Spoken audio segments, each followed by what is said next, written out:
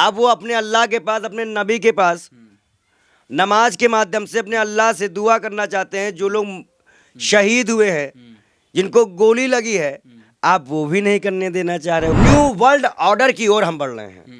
अब आपको बता दें न्यू वर्ल्ड ऑर्डर क्या है। एक ही धर्म होगा, उसी को सबको मानना होगा। जो इसका विरोध करेगा वो जेल में होगा। कि देश की राष्ट्रपति को मंदिर नहीं घुसने दिया जा रहा है और मुसलमानों को मस्जिद नहीं घुसने दिया जा रहा है, किसानों को दिल्ली घुसने नहीं दिया जा रहा है। कौन से दौर में हैं हम? तो ये मुसलमानों को जान से मारने की साजिश है। लेकिन कुछ कह नहीं सकते क्योंकि हम फिलिस्तीन में भी हाल देख ही रहे हैं, यहाँ का भी हाल देख ही रहे हैं। अरे ये प्रधानमंत्री भूलने वाला है, बुड़क्कड़ है, भूला वो है ना करेक्टर। हम जो अरे करेक्टर देखा ना तुमने उस पिक्चर में, जॉनी लीवर का भूला, वही भूला है ये। हमारे मंदिरों पे भी आपने अटैक किया है। बनारस के मंदिरों को तोड़ा गया, 1500 साल पुरानी मूर्तियों को खंडित कर दिया गया। औरंगजेब के बाद दूसरा शासक नरेंद्र मोदी है जिसने हमारी मूर्तियों को इतना खंडित किया है। नमस्कार, मैं हिमांशु कुमार, आप देख रहे हैं पीआरबी न्यूज। हल्द्वानी को लेकर एक नया अपडेट आया है। वहां पर पुलिस प्रशासन ने, वहां की सरकार के द्वारा नमाज अदा करने पर रोक लगा दी गई है। इस मसले पर हम बात करेंगे बाल योगी जी से। क्या लग रहा है कि वहां पर हल्द्वानी में जो है नमाज अदा करने से लोगों को रोक दिया गया है, क्या कहेंगे इस पर? देखिए, ये पूरा प्रकरण सुप्रीम कोर्ट जाना चाहिए क्योंकि सरकार अब मनमानी पे पूरी तरह से उतर आई है। और ये एक तरह से अगर अबू धाबी में वहाँ के मुसलमानों ने आपको मंदिर बनाने की जगह दी, आपके धर्म को स्थापना करने की जगह दी, तो आप उनके धर्म के साथ ऐसा नहीं कर सकते। आप इस्लाम के साथ ऐसा नहीं कर सकते। और मैं आज आपको एक बात बता दूं कि मुझे नहीं कहना चाहिए, फिर सनातन को ये बदनाम कर रहे हैं, सनातनी कह के। पूछे कैसे? अबू धाबी में हमारे देश के सनातनी प्रधानमंत्री अरबी में बात करते हैं, अरबी बोलने का प्रयास करते हैं, जो कि संस्कृत बोलनी चाहिए थी। लेकिन खैर उन्होंने नहीं बोला ना, तो बहुत गालियाँ भी, संस्कृत में गाली भी दे देते हैं बोलते बोलते मंत्र को। तो उनको तो छोड़ दो, नहीं बोले, चलो अच्छी बात है। लेकिन यहाँ के मुसलमानों के साथ क्या? पहले तो आपने उनका जबरदस्ती वाला काम किया। 14 फरवरी का फैसला था, हाईकोर्ट का फैसला 14 फरवरी को आना था। जबरदस्ती आपने जाके उसको तोड़ फोड़ शुरू कर दी, फिर उनको मारा पीटा, उनके यहाँ भी हत्या कर दी। अब वो अपने अल्लाह के पास, अपने नबी के पास नमाज के माध्यम से अपने अल्लाह से दुआ करना चाहते हैं। जो लोग शहीद हुए हैं, जिनको गोली लगी है, आप वो भी नहीं करने देना चाह रहे हो। तो ये से शांति भंग होगा। अच्छा ही बताओ, पुलिस प्रशासन का आरोप है। अच्छा ही बताओ, गोली मारने के लिए खड़े होकर गोली मार सकते हो, खड़े होकर नमाज नहीं पढ़वा सकते हो दलालो। आप इतना सोच लो, खड़े होकर गोली मार सकते हैं, कैप्चर कर सकते हैं, लेकिन खड़े होकर नमाज नहीं पढ़वा सकते। ये बहुत बड़ी बात है। बार बार हम ये पूजा नमाज पे क्यों आ रहे हैं? क्योंकि अब जो ये सरकार लाने वाली है, ये सभी धर्मों के लिए खतरनाक है। सभी धर्मों के लिए कैसे खतरनाक है? हिंदू धर्म के लिए तो बहुत काम कर रहे हैं वो। 22 जनवरी को कौन सा त्यौहार था हमारा? क्यों दिवाली मनाई गई? हमारी दिवाली तो मनती है नवंबर में, कार्तिक में, जब राम जी अयोध्या आए थे। कौन से राम मूर्ति में लक्ष्मण, कभी से बताइए, भगवान राम कभी अकेले बैठे हैं? पूरे जीवन बताइए, कभी वो अकेले रहे हैं? कभी पूरे जीवन में कम से कम लक्ष्मण और साथ में साथ थे ना, या तो महल में रहते थे। श्री कृष्ण का कहो तो हम मान सकते हैं, श्री कृष्ण का कहो तो हम मान लेते हैं, लेकिन वो तो साथ नहीं रहना। कहाँ मूर्ति है? और उसके बाद अपने मतलब एक ही धर्म होगा। न्यू वर्ल्ड ऑर्डर की ओर हम बढ़ रहे हैं। अब आपको बता दें न्यू वर्ल्ड ऑर्डर क्या है। एक ही धर्म होगा, उसी को सबको मानना होगा। जो इसका विरोध करेगा वो जेल में होगा। और इसमें बहुत लेयरें हैं, बहुत परतें हैं।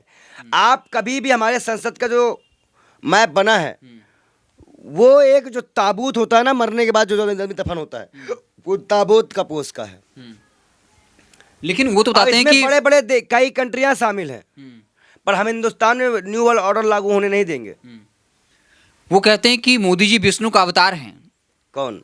जो बीजेपी समर्थक है चंपत राय ने कहा कि विष्णु का अवतार हैं मोदी जी। उनको गोबर खिलाओ, नशे में है, उतरेगा, हम्म, वो नशे में है। इस सृष्टि में कोई भगवान नहीं हो सकता, क्योंकि भगवान खुद यह बात कह चुके हैं कि कलयुग में कोई अवतार नहीं है, लास्ट में कल की ही अवतार है। अब हम अपने वेद पुराण से आगे नहीं बढ़ सकते। अब वेद पुराण में जो लिखा है हम वही मानेंगे, हम कोई चपत राय और मोदी और अमित शाह को नहीं मानते। हमारे शास्त्रों में क्या लिखा है और वही तरह कुरान में भी लिखा है। आज हम मुसलमानों से एक बात कहना चाहेंगे। क्या कहना चाहेंगे? कि मुसलमानों, नमाज तो तुम पढ़ना, चाहे घर के बाहर ही पढ़ना, पर पढ़ना जरूर। क्या मैसेज देना चाहते हैं? इस बात की गहराई क्या है? बहुत जरूरत है। और एक चीज मैं बोलूंगा, जिसके साथ सब्र है उसके साथ अल्लाह है, ये कुरान कहता है। आज मैं एक बात तो यहाँ कहने में बहुत कुंठित और बहुत दुखित महसूस कर रहा हूँ कि देश की राष्ट्रपति को मंदिर नहीं घुसने दिया जा रहा है और मुसलमानों को मस्जिद नहीं घुसने दिया जा रहा है, किसानों को दिल्ली घुसने नहीं दिया जा रहा है। कौन से दौर में हैं हम, किस दौर में आ गए हैं? आप इमोशनल क्यों हो रहे हैं? जब हम कल भगत सिंह मूवी देख रहे थे तो सेम पैटर्न, सेम शासन करने का अंग्रेजों का वही था जो आज की भाजपा सरकार का है। 25 कल मैं एक वीडियो देख रहा था, उस एक बेटे को और एक उसके पिताजी को हल्द्वानी में गोली मार दी गई। उसकी बहन, उसकी माँ कह रही कि हमको तो वहाँ जाने नहीं दिया गया। मतलब अंतिम समय में भी अपने बच्चे को देखने नहीं दिया गया। उस माँ के कलेजे का दर्द पूरी दुनिया में कोई नहीं समझ सकता सिवाय भगवान और अल्लाह के। माफ नहीं किए जा सकते, ऐसे से बड़े बड़े अपराध हैं जिसको माफ नहीं किए जा सकते। दर्द इतना है कि आंसू भी सूख चुके हैं। अब क्या बताए जमाने में क्या क्या हो रहा है। तो क्या लग रहा है कि बीजेपी इस तरह का स्टेप उठा क्यों रही है? मतलब जब अच्छा, पता है कि आप मीडिया में ये मसला उठ रहा है। 2014 से जब से आप आए हो तब से आपने देखा कि ये आए महंगाई, भ्रष्टाचार, बेरोजगारी और राम मंदिर पे थे, लेकिन ये आते ही सबसे पहले नोटबंदी किए, पैसा गबन कर दिया। कहे काला धन बंद हो जाएगा, लेकिन बालोगी जी एक सवाल काला है। धन बढ़ा। ठीक है। अब इस मुद्दे को जब मुद्दा खुला तो फिर मुसलमान आ गया। जितने भी भाजपा के अपने मुद्दे को बचना हुआ, जैसे ही देश के सामने पोल खुलनी हुई तहाँ मुसलमान आ जाता है। लेकिन वो तो कहते हैं सबका साथ सबका विकास। मोहम्मद शमी को कितनी सराहना करते हैं और जो मुस्लिम लोग हैं उनकी सराहना करते हैं। वो तो कहते हैं हम सबको साथ लेकर चलते हैं। लो बेशर्मो, कपड़े से पहचाने जाएंगे। हमने बोला था क्या? देश के प्रधानमंत्री ने बोला था, पूछो उससे जाके। अरे ये प्रधानमंत्री भूलने वाला है, बुड़क्कड़ है, भूला वो है ना। कहते हैं कि हम जो अरे करेक्टर देखा ना तुमने उस पिक्चर में, जॉनी लीवर का, भूला, वही भूला है ये बेचारा। नहीं, वो कहते हैं कि हम जो योजना, सरकारी योजना है, ऐसा थोड़ी ही कि सिर्फ हम हिंदू को देते हैं, मुसलमानों को भी देते हैं। कान भी सबका बराबर तोड़ते हैं, हिंदू का, मुसलमान का, सबका। आप एक बात जानो, हल्द्वानी में जो हुआ वो प्री प्लान था। कैसे कह सकते हैं प्री प्लान था? वो कह रहे हैं कि अवैध था इसलिए तोड़ दिया गया। अच्छा ठीक, तुम्हारा घर अवैध है, तुम्हारा मुकदमा चल रहा है, तो सरकार कह रही है कि अवैध है और तुम्हारा मुकदमा चल रहा है। 14 फरवरी को तुम्हारा फैसला, तुम्हारे मकान का फैसला आने वाला है। उससे पहले ही तुम्हारे मकान को तोड़ देना गैर कानूनी है या नहीं है? गैर कानूनी हो गया। आज जब कोर्ट ने फैसला दिया नहीं तो ये सरकार को किसने आदेश दे दिया? और सरकार ने अगर ये काम किया तो कोर्ट के फैसले का इंतजार नहीं किया तो कोर्ट के फैसले का उम्मीद ना की, तो इसका नोटिस सर कोर्ट ने क्यों नहीं भेजा अब तक उसको? तो ये मुसलमानों को जान से मारने की साजिश है।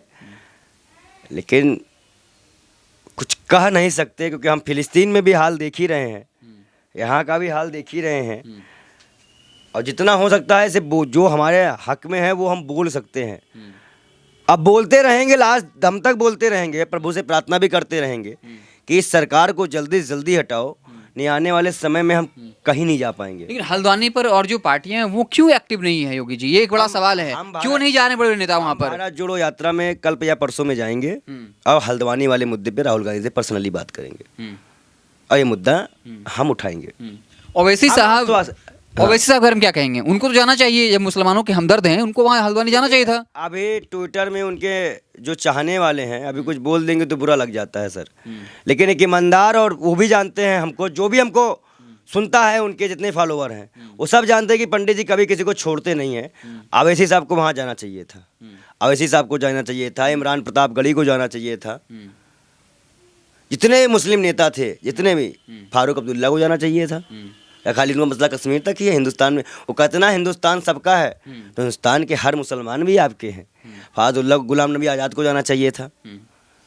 तमाम मुस्लिम नेता हल्द्वानी जाएं, जब ये सब वहाँ पहुँचेंगे मुद्दा हाईलाइट हो जाएगा, ऑटोमेटिक उनको ये दबाव में रोकना पड़ेगा। ये हमारे मुस्लिम नेता अपना पक्ष अगर बचा रहे हैं तो हम जैसे साधु संत भी कुछ ना कुछ तो करेंगे ज़रूर। एक तरफ 500 परिवार जो है पलायन कर गए हैं, लेकिन उनका ये कहना है दूसरी तरफ से उन्हीं लोगों को बदनाम कहीं ना कहीं किया गया और पुलिस को क्लीन चिट दी गई। भाई अवैध था, तोड़ने गए, उन लोगों ने पत्थरबाजी की, बदले में कार्रवाई हुई, लोग मारे गए। देखिए ये मामला जब तक कोर्ट में नहीं जाता है एलियन क्लीन चिट का कोई मतलब नहीं है।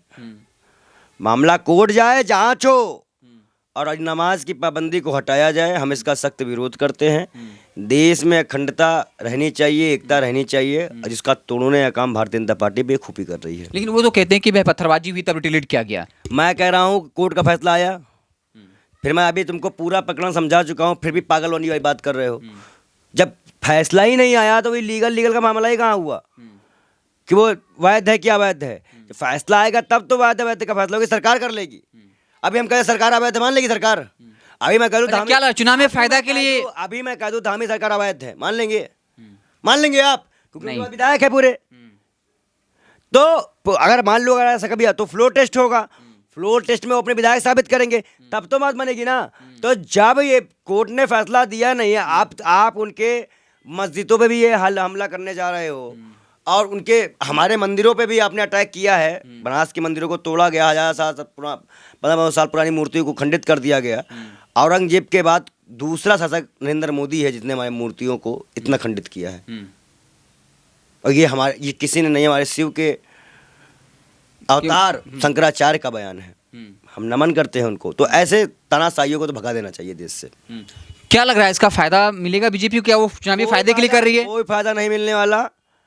हम भारत जोड़ो यात्रा पहुंच रहे हैं, भारत जोड़ो यात्रा से जहां तक भी जाएंगे हल्द्वानी का मुद्दा गर्म रहेगा और तमाम नेताओं से वहां बात करेंगे। एक डेलीगेशन भी हो सकता है लेके हम उत्तराखंड पहुंचे, बहुत जल्दी इस पे हम विचार करेंगे। बहुत बहुत धन्यवाद। तो चलिए हल्द्वानी को लेकर के नया एक बात मैं बता दूं, जितना मनमानी करनी हो और कर लो धामी सरकार, तुम्हारी सरकार बर्खास्त होने वाली है, इतना जान लेना। तो चलिए हमारे साथ बाल योगी थे। हल्द्वानी में नया अपडेट यही था कि वहाँ पर नमाज अदा करने से रोका गया, जिसके बाद स्थानीय लोग में गुस्सा था और उस पर बाल योगी ने कहीं न कहीं तानाशाही करने का आरोप लगाया और ये कहा है कि जब वो भारत जोड़ो यात्रा में जाएंगे उत्तर प्रदेश में तो राहुल गांधी से मिल करके ये बात जो है पूरी प्रमुखता के साथ रखेंगे। आपको क्या लगता है पूरे हल्द्वानी मसले को लेकर? कमेंट बॉक्स में अपनी राय जो है वो ज़रूर दीजिएगा। बहुत बहुत धन्यवाद।